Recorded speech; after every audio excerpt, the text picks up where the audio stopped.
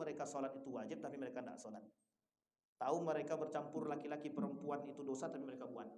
Tahu mereka mengikuti perbuatan-perbuatan orang kafir itu dosa tapi mereka buat. Tahu mereka menggunakan trompet itu tidak bermanfaat tapi tetap dilakukan. Kita ambil contoh, Pak. Ada manfaat trompet itu tidak ada, Pak. Ada manfaat nengok ke atas mercon itu tak ada, Pak. Bahkan mohon maaf. Itu semua perbuatan-perbuatan orang-orang kafir yang kita ikuti, Pak. Man tasyabbaha biqaumin fahuwa minhum. Barang siapa yang mencontoh, mengikuti perbuatan-perbuatan orang kafir, dia bagian daripada kekafiran itu.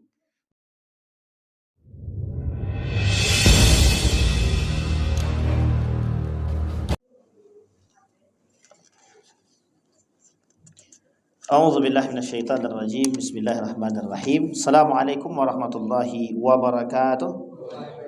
Alhamdulillahirabbil alamin wa bihi nasta'inu ala umurid dunya waddin wassalatu wassalamu ala asyrafil anbiya'i wal mursalin wa ala alihi wa sahbihi ajmain.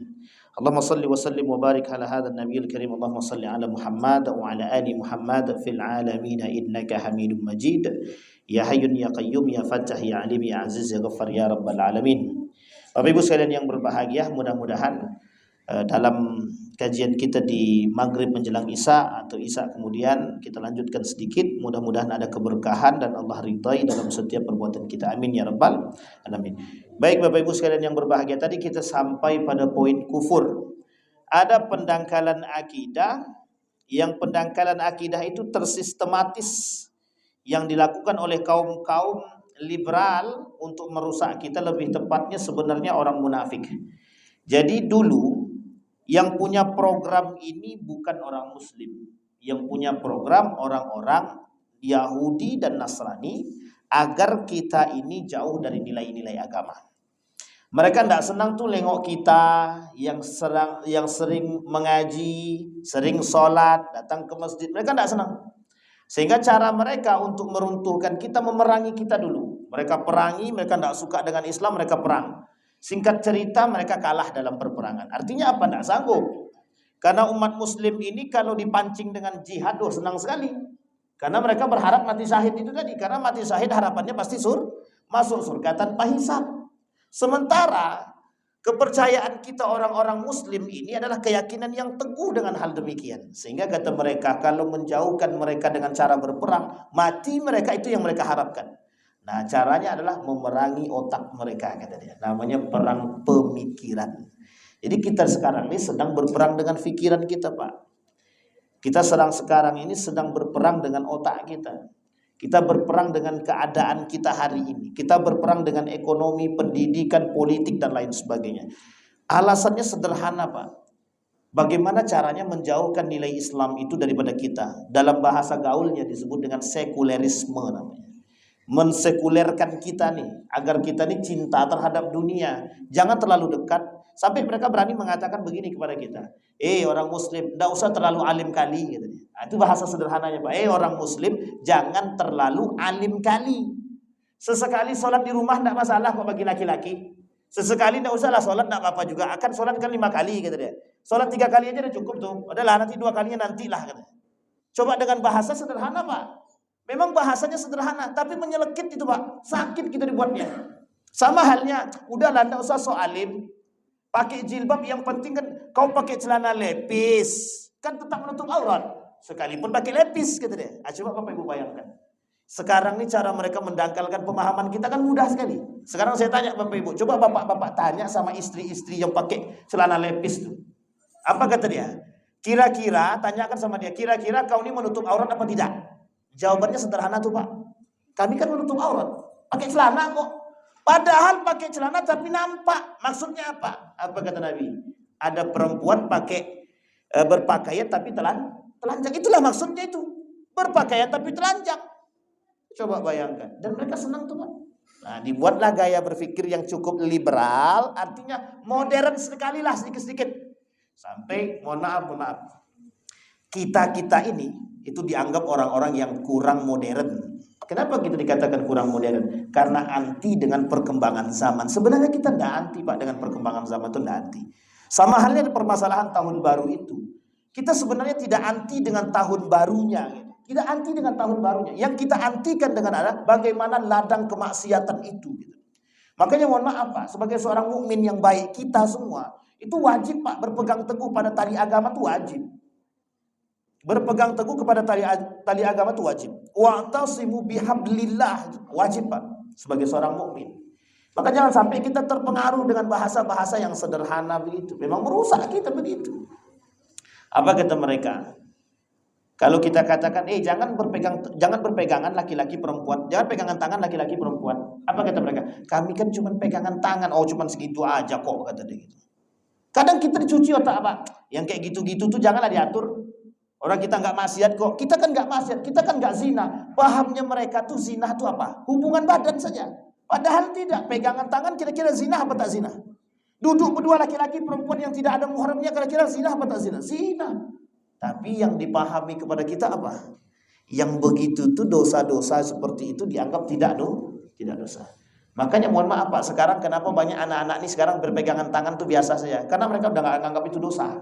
Coba bayangkan Pak, begitulah cara pandang orang hari ini terhadap nilai-nilai agama. Kembali kepada poin tadi Pak, yang seperti ini, jenis-jenis seperti inilah yang disebut dengan kekufuran. Kufur Pak, tapi samar-samar kufur deh. Kadang-kadang kita terjerumus dalam perbuatan-perbuatan yang salah, yang kufur seperti ini.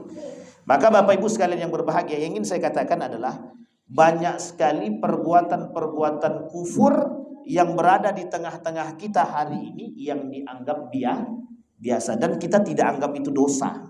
Kita tidak anggap itu dosa. Makanya Bapak Ibu sekalian yang berbahagia, kita berharap nih kita yang mukmin nih yang sadar gitu. Lo orang kalau nggak sadar, kita ingatkan kalau mereka sudah sadar alhamdulillah. Tapi kalau mereka nggak sadar, lepas tanggung jawab kita Pak. Apa kata Nabi? Di akhir zaman itu kelak perhatian seorang muslim dengan muslim yang lain itu hilang. Tidak ada lagi, berkurang sedikit demi sedikit kata dia.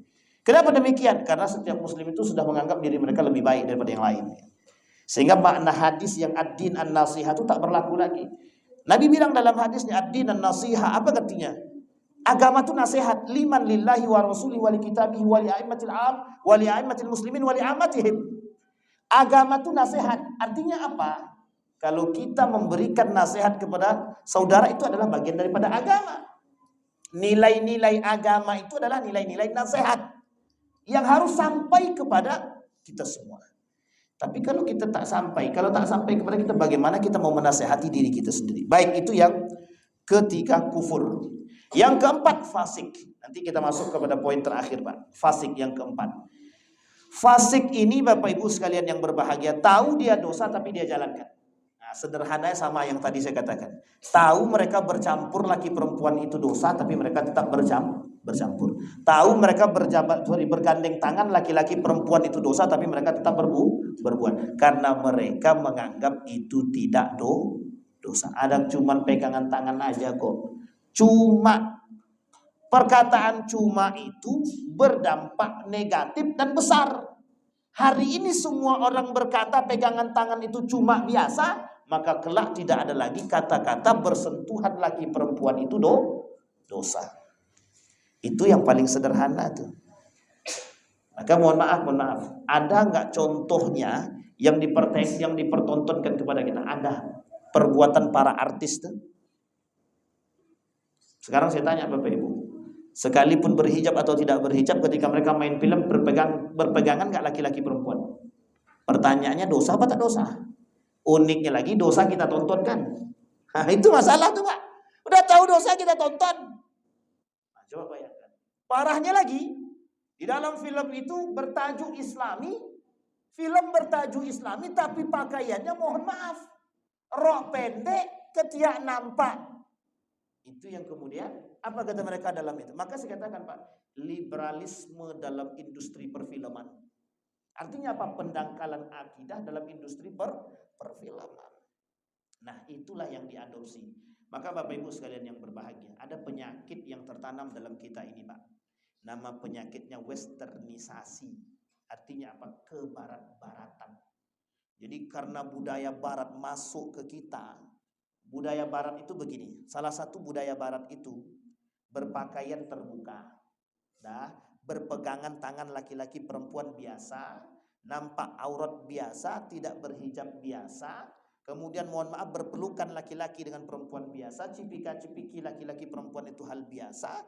Ini adalah privasi mereka yang oleh sebagian public figure mereka bawa adopsi dari sana sampai ke sini. Sehingga ketika tertanam di sini dilawan oleh nilai-nilai agama, kata nilai agama yang kayak gitu itu haram, dosa. Apa kata mereka? Itulah agama yang menyesatkan. Itulah nilai-nilai agama yang tak selaras dengan zaman. Itu modern. Makanya Bapak Ibu, pakaian celana pendek itu modern. Nampak aurat itu sekarang model. Jadi kalau tak nampak auratnya tak model, tidak. Sebut dengan jadul. Padahal orang yang berpakaian demikian itulah yang disebut dengan jahiliyah. Kalau Bapak Ibu merujuk kepada tahun 1960-an, 1950-an, itu orang-orang Eropa, boleh cek orang-orang Eropa itu sangat malu kalau berpakaian tank top, itu malu, sangat malu. Kebetulan saya dikirimin video tuh dari orang-orang dengan kawan-kawan itu, yang video mereka sama orang-orang Eropa dahulu itu malu kalau mereka berpakaian nampak ketiak, ini malu, sangat malu. Hanya saja mereka tidak berkerudung, tapi pakaian mereka sampai ke bawah, Pak. Gamis mereka sampai ke bawah, rok mereka sampai ke bawah. Artinya apa? Pakaian dulu terhormatnya tertutup kok. Lah kok sekarang terbuka? Kan begitu. Nah, uniknya lagi diadopsi oleh orang Indonesia dan bangga berpakaian demikian. Inilah yang disebut dengan kekufuran yang terselubung atau subhat yang terjadi di tengah kita, Pak. Karena kita menganggap hal itu biasa. Kata para ulama, tidak ada syubhat itu yang mengantarkan kita kepada yang baik. Syubhat itu pasti akan mengantarkan kita kepada yang haram. Itu kata para ulama. Kata Nabi juga mengatakan sama. Terjerumus dalam keharaman. Artinya apa? Kalau sudah terjerumus dalam keharaman, perbuatan kita kira-kira ada manfaat di sisi Allah? Tak ada, justru berdosa. Kita terjerumus dalam dosa dan maksiat. Baik, itu kufur. Sekarang yang keempat, fasik atau kefasikan. Fasik yang tadi sudah saya sampaikan, tahu mereka tapi mereka lakukan. Tahu mereka sholat itu wajib tapi mereka tidak sholat. Tahu mereka bercampur laki-laki perempuan itu dosa tapi mereka buat. Tahu mereka mengikuti perbuatan-perbuatan orang kafir itu dosa tapi mereka buat. Tahu mereka menggunakan trompet itu tidak bermanfaat tapi tetap dilakukan. Kita ambil contoh, Pak. Ada manfaat trompet itu tidak ada, Pak.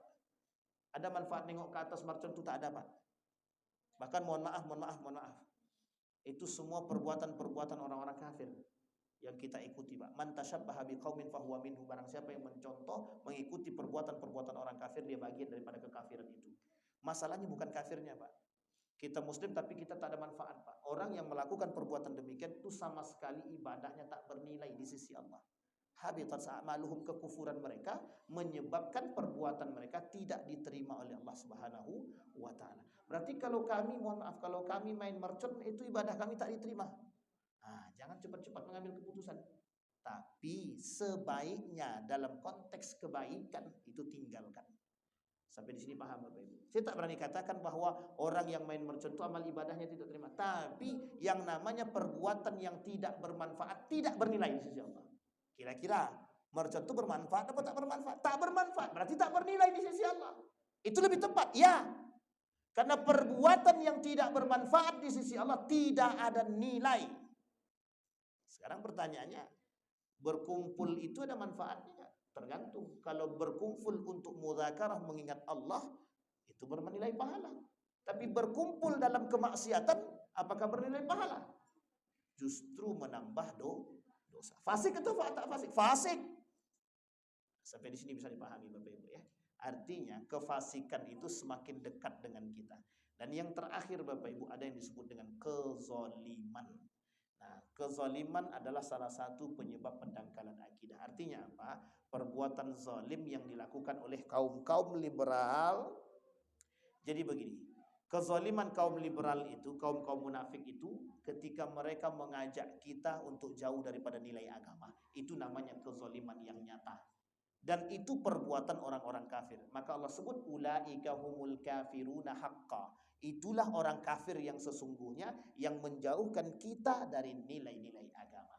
Nah, salah satu di antara 10 poin kata para ulama, kata Syekh Sulaiman, satu di antara 10 poin yang menyebabkan jauhnya seseorang daripada agama Islam atau batalnya keislaman seseorang, al-i'radu an dinillah, orang yang berpaling dari nilai-nilai agama. Siapa mereka yang berpaling dari nilai-nilai agama? Yang tak suka dengan, mohon maaf, yang tidak suka dengan diangkatnya nilai-nilai agama. Siapa mereka? Kaum munafik. Orang munafik, orang fasik, orang kafir. Orang munafik, orang kafir Allah masukkan ke dalam neraka jahanam. Orang fasik Allah masukkan, tergantung tingkat kefasikan mereka. Kalau tingkat kefasikannya sama dengan munafik, maka mereka masukkan ke dalam neraka jahanam. Tapi kalau tidak, mereka dimasukkan ke dalam neraka wir. Artinya apa? Semuanya tetap masuk ke dalam neraka. Sekarang Bapak Ibu sekalian yang berbahagia, poin penting kita adalah jaga generasi kita. Ku anfusakum wa ahlikum naro. Jaga generasi kita. Satu, apa yang harus kita jaga? Akidahnya. Yang kedua, keislamannya. Yang ketiga, keimanannya. Yang keempat, pergaulannya. Yang kelima, kedekatannya dengan masjid. Yang paling bisa menjadi penasehat kita di akhir zaman itu masjid, Pak. Maksudnya Pak, yang salah satu tempat yang membuat kita selamat di akhir zaman hanya masjid. Lingkungan sulit. Kalau kita tak pandai bergaul, rusak, kita hancur. Anak kita sekolahkan di tempat terbaik. Balik dia, bergabung dia dengan kawan-kawan tak baik. Kira-kira jadi apa, Pak? 1 hari selamat dia, Pak. 2 hari masih selamat. 3 hari masih mungkin selamat. Kalau udah 10 hari, kita tak tahu, Pak. Sampai di sini bisa dipahami, Pak. Ku anfusakum wa ahlikum nar. Kalimat ini penting untuk dipahami. Jagalah dirimu dan keluargamu. Apa yang harus dijaga? Kata Allah, yang pertama kali yang harus kita jaga akidahnya, keimanannya, Pak. Agar apa? Agar tak rusak imannya, agar tak rusak Islamnya, agar tak rusak akidahnya. Biar dia selalu bisa berada pada posisi keimanan yang baik. Jangan sampai anak kita berkata, kan cuma sekedar duduk, kan cuma sekedar memandang, kan cuma sekedar menonton, kan cuma sekedar mengucapkan, kan cuma sekedar merayakan, cuma sekedar. Kalimat itu yang bermasalah tuh, Pak. Kalimat itulah yang bermasalah. Sekarang tidak ada lagi kalimat cuma-cuma, hanya. Kalimat yang harus kita tanamkan, tinggalkan yang tidak bermanfaat di tengah umat muslim. Datangkan, sampaikan kepada para pejabat, para pemangku kebijakan, tolong hindari kemaksiatan, tolong buat kebijakan yang bisa menjaga akidah generasi kami. Bapak Ibu yang membangun, ada orang yang menghancurkan. Itu berat, Pak, berat.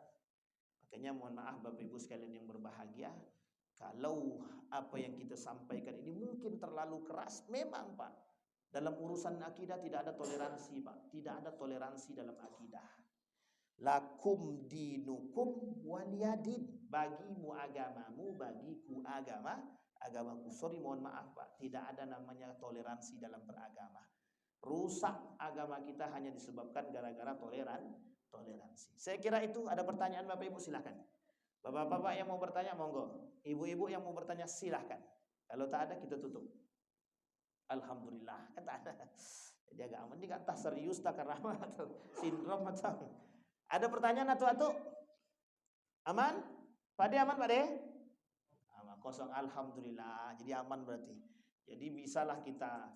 Jangan ada lagi yang ikut turun ke jalan hanya untuk tahun baru.